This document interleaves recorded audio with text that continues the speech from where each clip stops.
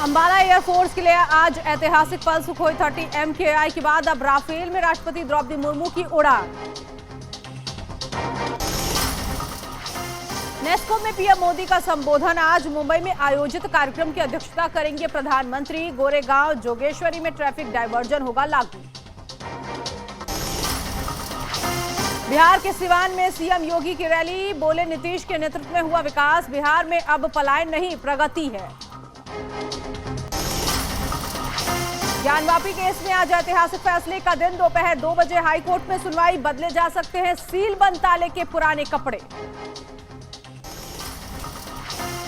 बदमाशों के खिलाफ यूपी पुलिस का ऑपरेशन लंगड़ा जारी। गाजियाबाद, कानपुर, बदायूं में 5 बदमाशों के पैर में पुलिस ने मारी गोली।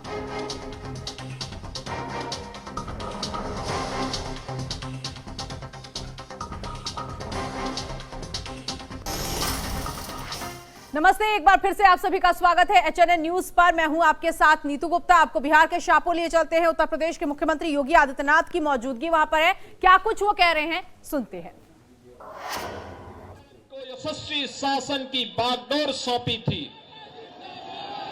ये वही धरती है जिस धरती में वीर कुंवर सिंह पैदा हुए, जिस धरती ने डॉक्टर राजेंद्र प्रसाद देश का प्रथम राष्ट्रपति दिया, जिस धरती ने बाबू जगजीवन राम को दिया, जिस धरती ने जब देश के अंदर लोकतंत्र के गले को घोंटने का कार्य हो रहा था, तब सदैव जयप्रकाश नारायण को पैदा करके जिस धरती ने लोकतंत्र को फिर से बचाने का काम किया, ये वही पावन धरा है बिहार की, जिसको नमन करने के लिए आज मैं आपके बीच आया हूं। बहन और भाइयों, एक गौरवशाली अतीत, लेकिन इस गौरवशाली अतीत पे आरजेडी का 15 वर्षों का कार्यकाल और उससे पहले कांग्रेस का कार्यकाल एक कलंक से कम नहीं है। एक पहचान के संकट के दौर से बिहार के लोगों को, बिहार के नौजवानों को, बिहार के नागरिकों को गुजरना पड़ा था। नौजवान पहचान के लिए मोहताज था, प्लान करने के लिए मजबूर था, किसान आत्महत्या करने के लिए मजबूर था, व्यापारी डरा और सहमा था, और बेटी और बहन की सुरक्षा तो भगवान भरोसे थी हो गई थी। बहन और भाइयों, हमारे बिहार ने लड़ाई ली। 2005 में नीतीश कुमार जी के नेतृत्व में एनडीए की सरकार बनती है और बिहार के माफियाओं के दिन लग जाते हैं। उनकी उल्टी गिनती शुरू हो जाती है। बहन और भाइयों, बिहार एक नई दिशा की ओर आगे बढ़ा। आज फिर से बिहार में वह सब कुछ है जो बिहार में 50 वर्ष पहले हो जाना चाहिए था। कनेक्टिविटी है, बाढ़ प्रबंधन है, स्कूली शिक्षा का प्रबंधन है, इंजीनियरिंग कॉलेज बन रहे हैं, मेडिकल कॉलेज बन रहे हैं, गरीबों के लिए वे योजनाएं जो 2014 के बाद मोदी जी ने सबका साथ और सबके विकास के भाव के साथ देश भर में लागू किया। हर गरीब के पास अपना शौचालय होगा, हर गरीब के सिर को ढकने के लिए छत होगी, हर गरीब के घर में स्वस्थ ईंधन के लिए उज्ज्वला योजना का कनेक्शन होगा, और हर गरीब के स्वास्थ्य के लिए आयुष्मान भारत की सुविधा होगी। हर गरीब के पास राशन कार्ड होगा। और यह कांग्रेस पूरा नहीं कर पाई। आरजेडी पूरा नहीं कर पाई। विदुषी उभया भारती और जननायक कर्पूरी ठाकुर को भी प्रणाम करता हूं। आज मैं मिथिला की धरती से स्वर कोकिला स्वर्गस्थ शारदा सिन्हा जी को भी प्रणाम कर कर मेरी बात की शुरुआत करता हूं। भाइयों बहनों, मोदी जी ने कर्पूरी ठाकुर जी को भारत रत्न देकर मिथिला और बिहार की धरती का सम्मान करने का काम किया है और उसके साथ साथ स्वर्गीय कोकिला जी को स्वर कोकिला शारदा सिन्हा जी को पद्म विभूषण देकर पूरे मिथिला की संस्कृति का कला का सम्मान करने का काम किया है। भाइयों बहनों, मुझे बताओ, 6 नवंबर को चुनाव है, कमल के निशान पर बटन दबाएंगे क्या? अरे जोर से बोलो, दबाएंगे। मोदी जी का हाथ मजबूत करेंगे। भाइयों बहनों, मैं तो मिथिला वालों का, दरभंगा वालों का धन्यवाद करने आया हूं। गत चुनाव में 10 में से 9 सीटें आपने एनडीए की झोली में डाली थी ना? भाई एक क्यों छोड़ दिया? एक छोड़ोगे क्या? भाइयों बहनों, इस बार यहां से प्रण कर कर जाना है। 10 की 10 सीटें नरेंद्र मोदी की झोली में डालना है, नरेंद्र मोदी की झोली। भाइयों बहनों, मिथिला की बेटी, मिथिला का सम्मान मैथिली ठाकुर को हमने यहां से चुनाव लड़ने के लिए चिन्हित किया है। मैथिली जी जैसे ही खड़ी रही, ढेर सारे लोगों ने इनके खिलाफ, ये महाठगबंधन ने इनके खिलाफ कई प्रचार का अपप्रचार किया है। मगर मैं आज यहां से लालू जी की पार्टी को कहकर जाता हूं, मैथिली ठाकुर जीतेगी और पूरे देश और दुनिया में मिथिला का सम्मान बनकर अपनी आवाज बनेगी। भाइयों बहनों, हमने मिथिला के सम्मान के लिए ढेर सारी चीजें की है। मैं एक एक कर कर पूछूंगा, किसने किया? ये सब मोदी जी ने किया है। आप बताएंगे मोदी जी ने किया? जरा जोर से बोलो, बताएंगे? तो मुझे बताओ, मैथिली भाषा को 8वीं अनुसूची में किसने रखा? अरे जोर से बोलो, किसने रखा? संविधान का अनुवाद मैथिली में किसने किया? मिथिला की पाग पर डाक टिकट किसने जारी किया? मधुबनी पेंटिंग का जीआई टैग किसने दिया? गुजरात में शाश्वत मिथिला महोत्सव किसने चालू किया? शारदा सिन्हा जी को पद्म विभूषण किसने दिया? मखाना बोर्ड की स्थापना किसने की? और अंत में इतनी सारी माताएं बहनें हैं, भव्य सीता माता का मंदिर कौन बना रहा है? भाइयों बहनों, 550 साल से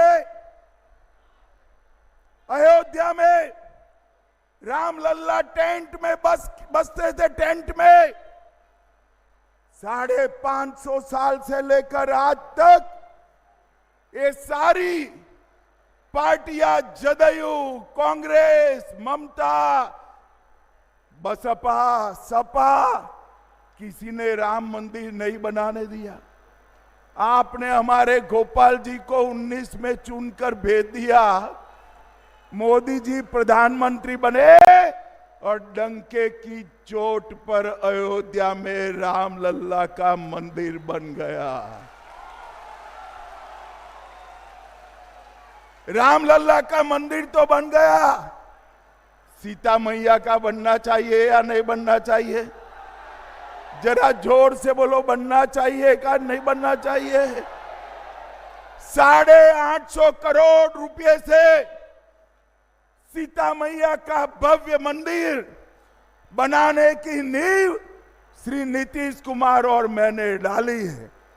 आज मैं पूरे मिथिलांचल वालों को कहकर जाता हूं, मां सीता से जुड़े हुए सारे स्थानों को पवित्र यात्रा धाम में बदलने का काम भारतीय जनता पार्टी करेगी।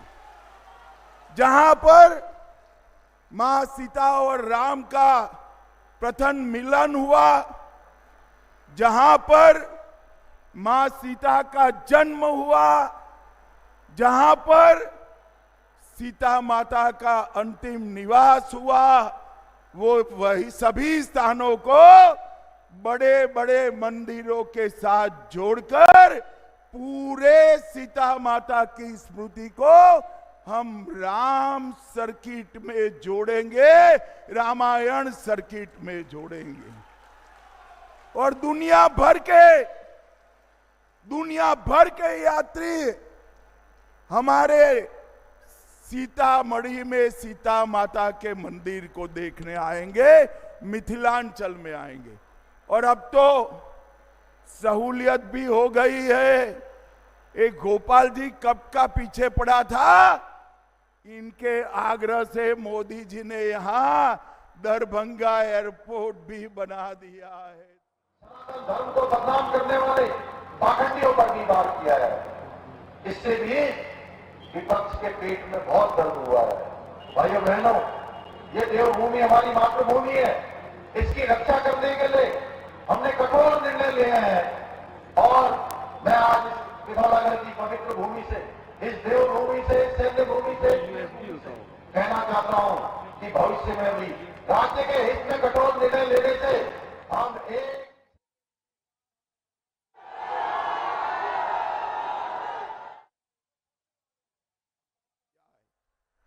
भाइयों बहनों, अभी अभी बिहार का दूसरा आईटी पार्क यहां बना और यहां पर सीता माता का मंदिर भी बन रहा है। भाइयों बहनों, आप सभी बताओ मुझे जरा, ये कश्मीर जो है हमारा है या नहीं है? क्यों भाई, आवाज को क्या हो गया है? भाषण तो मैं दे रहा हूं। ये कश्मीर हमारा है या नहीं है? धारा 370 जानी चाहिए थी या नहीं जानी चाहिए थी? भाइयों बहनों, एक कांग्रेस पार्टी है, लालू एंड कंपनी, धारा 370 को 70 साल से बचाकर बैठी थी। मोदी जी ने धारा 370 को 5 अगस्त 2019 को हमेशा के लिए समाप्त कर दिया। और भाइयों बहनों, इतना ही नहीं, एक जमाना था जब आतंकवादी भारत की भूमि को लहूलुहान कर कर चले जाते थे, कोई जवाब नहीं। स्वयं जाकर पूरे देश और दुनिया को इन क्षेत्रों से अवगत कराने का काम किया। इन क्षेत्रों को वाइब्रेंट विलेज की तर्ज पर आगे बढ़ाया जा रहा है, उनके विकास को सुनिश्चित किया जा रहा है। भाइयों बहनों, आज सेना के क्षेत्र की अगर हम बात करते हैं तो आज हमारे सैनिकों का मनोबल भी बढ़ा हुआ है। आज हमारे सैनिक पूरे मनोबल के साथ साहस और पराक्रम से, चाहे सर्जिकल स्ट्राइक हो, एयर स्ट्राइक हो या ऑपरेशन सिंदूर हो, उसके माध्यम से दुश्मन के दांत खट्टे करने का काम कर रहे हैं। क्योंकि हमारे प्रधानमंत्री जी के नेतृत्व में आज हमारे पास ऐसा सशक्त नेतृत्व है जो देश को आज वैश्विक स्तर पर आज एक नई पहचान दिला रहे हैं। आज कोई ऐसा विश्व का मंच नहीं है जहां भारत के रुख का इंतजार न होता हो, भारत की प्रतीक्षा न होती हो। भाइयों बहनों, आज हम प्रधानमंत्री जी के नेतृत्व में उत्तराखंड को देश का श्रेष्ठ राज्य बनाने के लिए विकल्प सही संकल्प को लेकर आगे बढ़ रहे हैं। और ये संकल्प हमारा बिल्कुल एकदम आपके आशीर्वाद से, आपकी शुभकामनाओं से, आपके समर्थन से निरंतर मजबूत होगा। मुझे पूरा विश्वास है हमारे इस संकल्प को पूरा करने में आप सभी भाई बहन इसी प्रकार हमारी सरकार के साथ कंधे से कंधा मिलाकर योगदान देते रहेंगे। इसी विश्वास के साथ मैं आप सभी को बूढ़ी दिवाली इजाज की भी अग्रिम बधाई देते हुए अपनी बात को समाप्त करता हूं। धन्यवाद। जय हिंद, जय भारत, जय उत्तराखंड। तो उत्तराखंड की पिथौरागढ़ से आप सीएम पुष्कर सिंह धामी को सुन रहे थे। फिलहाल यहाँ रुकेंगे एक छोटे से ब्रेक के लिए, फौरन हाजिर होंगे कुछ और खबरों के साथ।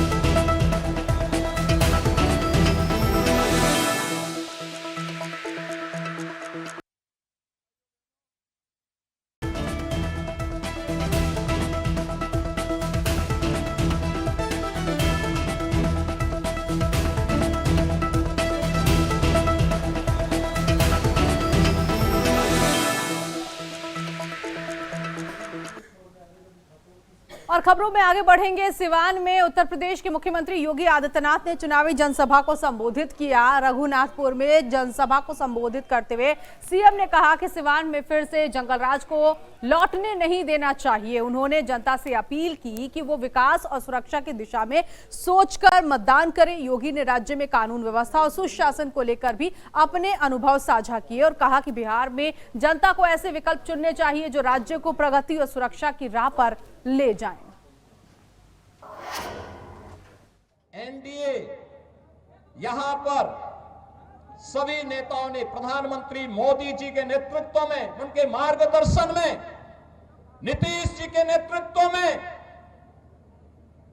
यहां पे हमारे जितने भी अन्य सहयोगी दल हैं, लोक जनशक्ति पार्टी है, जीतन राम मांझी जी की पार्टी हम हैं, इन सभी ने मिलकर के तय किया है कि बिहार को अब जंगल राज की ओर नहीं जाने देना है, बल्कि बिहार के अंदर कर्पूरी ठाकुर,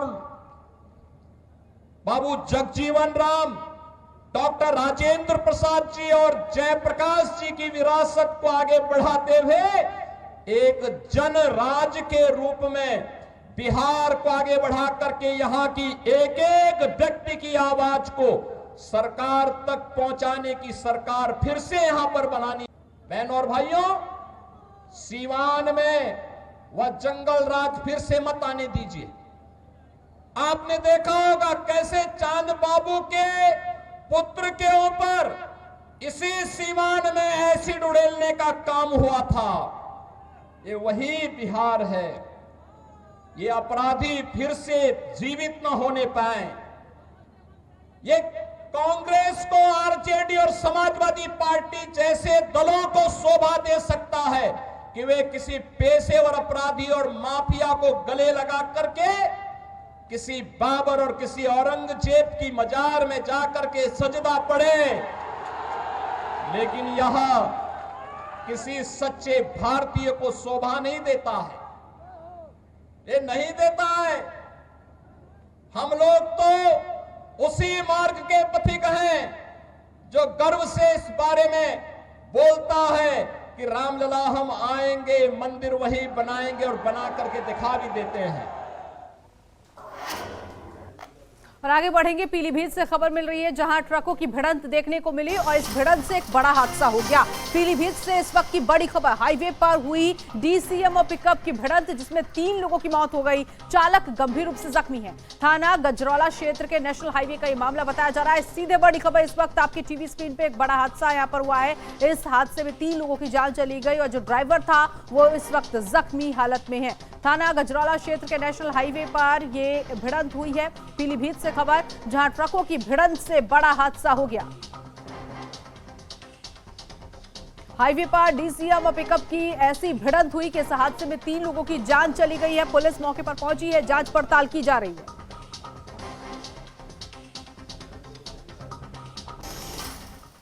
और यूपी के मुजफ्फरनगर में ईडी की छापेमारी देखने को मिली है। मंसूरपुर शुगर मिल पर ईडी ने छापेमार कार्रवाई की है। Dhampur bio organic sugar mill की यूनिट पर यह छापेमारी की गई और इस शुगर मिल में किसी के भी आने जाने पर प्रतिबंध लगा दिया गया। ईडी की टीम के साथ सीआईएसएफ के जवान भी मौजूद हैं। तो मंसूरपुर शुगर मिल पर ईडी ने छापेमारी की है और ये सुबह से छापेमारी चल रही है। सीआईएसएफ के जवान सुरक्षा की दृष्टि से वहां पर मौजूद हैं।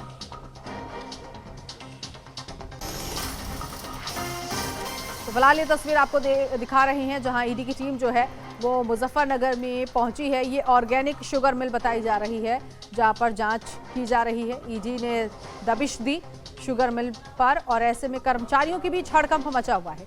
किसी भी कर्मचारी को बाहर से अंदर जाने के लिए मनाही है, तो आने जाने पर प्रतिबंध लगा दिया गया। जब तक ये जांच पूरी नहीं हो जाती तब तक कोई भी मिल के अंदर नहीं आएगा।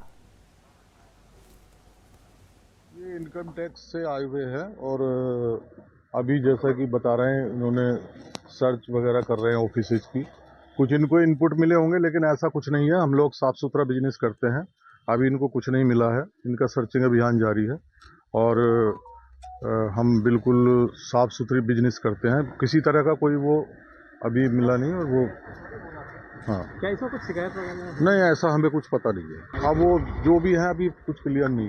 ये इनकम टैक्स।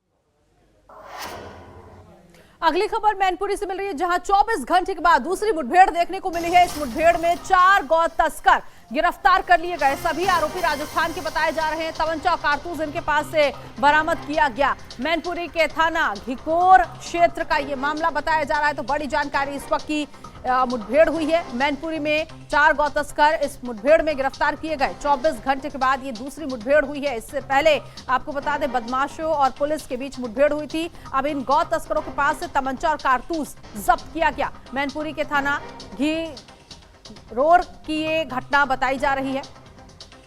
बड़ी जानकारी इस वक्त की 24 घंटे के अंदर दूसरी मुठभेड़ मैनपुरी में हुई।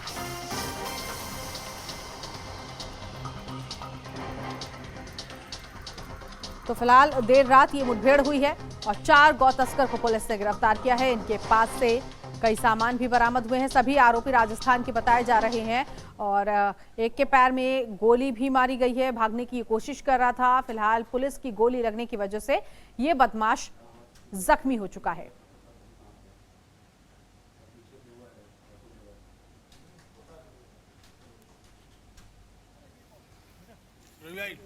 ये थाना क्षेत्र गिरहोर और ओछा के थाना प्रभारी अपनी रेगुलर गश्त पे थे और रात्रि के समय मुखबिर द्वारा इनको सूचना मिली थी कि ग्राम फाजिलपुर यहाँ पड़ता है, यहाँ पर कुछ व्यक्ति हैं जो गौवंश को इकट्ठा किए हुए हैं और संभवतः उनका अवैध रूप से परिवहन भी करेंगे। और सूचना ये भी थी कि उनके पास में अवैध असला भी हो सकते हैं।